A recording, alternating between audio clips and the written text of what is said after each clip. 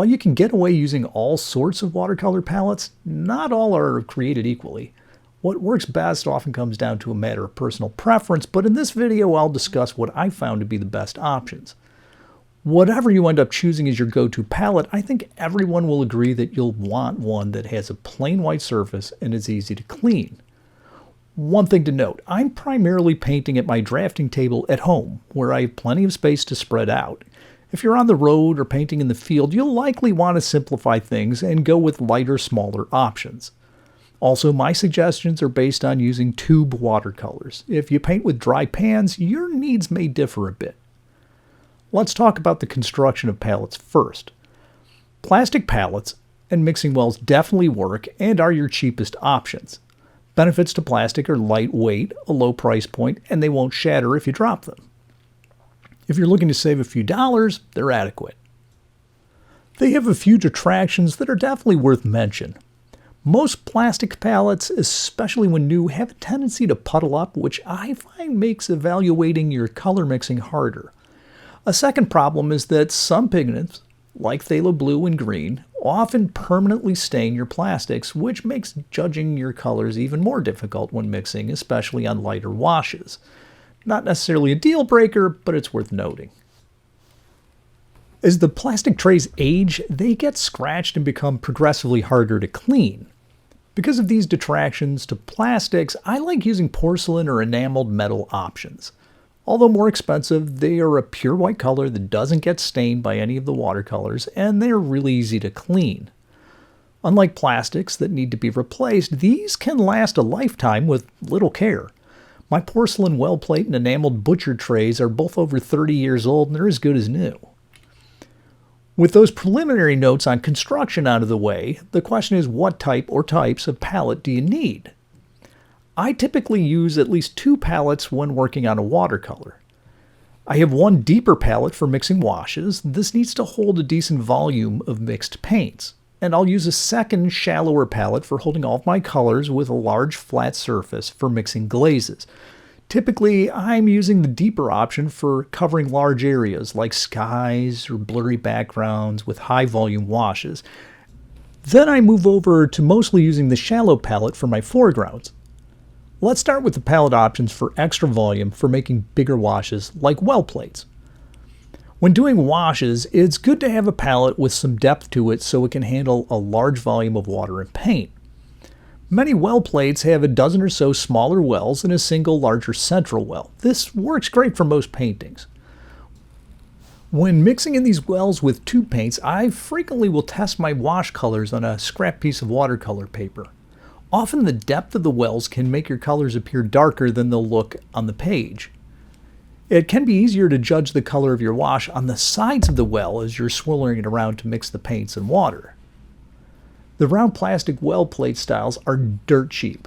I do have a stack of those that I still use on occasion, but I prefer the porcelain option, which doesn't stain and is easier to clean. For larger watercolors or really big washes, I'll also use some other options that hold even more paint than a well plate. I have some old pure white porcelain teacups and two sets of porcelain egg holders that have 6 deep wells. Both of these options hold a load of paint and are non-staining, easy to clean, and their pure white color makes color mixing easy. Although the egg holders aren't purpose-made, they work perfectly. They hold plenty of paint and they're cheap. Additionally, the tops are a perfect brush holder. I'd highly recommend those. If I don't use up my wash colors, I'll let the watercolors dry up in the wells and then re-wet them and use them on another painting. I regularly keep my well plates with my background wash colors handy while I work on the rest of the painting, and typically use them while I'm working on the foregrounds along with the colors for my other main palette. For general mixing of pigments, you want to have a large surface area with all of your paint options laid out. I got in the habit of doing this for watercolor years ago. When doing oils and acrylics where paints are worthless once they're dried out, this can lead to a lot of wasted paint, just on the chance that you might use it. In watercolor, though, you can always re-wet the paints and use them even if they're dried up. The advantage of having all the pigments out is that you can always mix the exact color you want. At times you may want to use a restricted palette, which is great, but I find that having all of my options readily available is really handy. I avoid large plastic palettes. Some have a snap lid, which seems like a good idea, but trapping in the water and humidity can promote mold growth. With watercolor, I think you're better off letting the paints air dry and re-wetting them to use the old pigments. I don't like palettes where paint sits in a well because those tend to get muddied up with other pigments as you mix. But some people really like to do this, or they're painting with pan colors and it works well for them. I can't argue with success.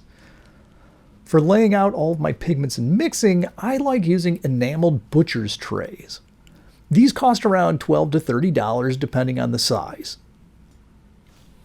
I like having a large working surface of approximately 13 by 17 inches.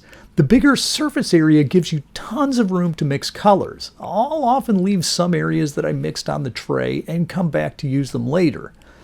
The butcher's trays come in different depths, and some have colored enamel rims. I prefer the pure white trays without the colored stripe, and although I own both, I use the shallow half-inch deep version more often.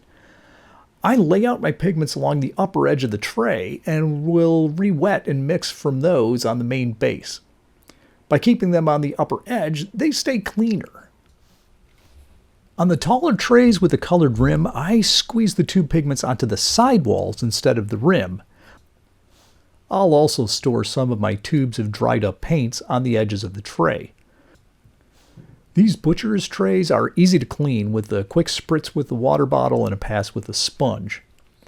I had a painting student that was into garage sales, and she used old pure white large porcelain dinner plates that she had bought for next to nothing, and those were a great option. For painting on the road or in the field, I think the folding enameled metal trays are probably the way to go. They're thin, lightweight, and some models have a generous number of wells and surface area for mixing. Well, those are my watercolor palette suggestions. If you have an option that I didn't discuss, please drop a comment below. I hope you all get a chance to get in some painting soon.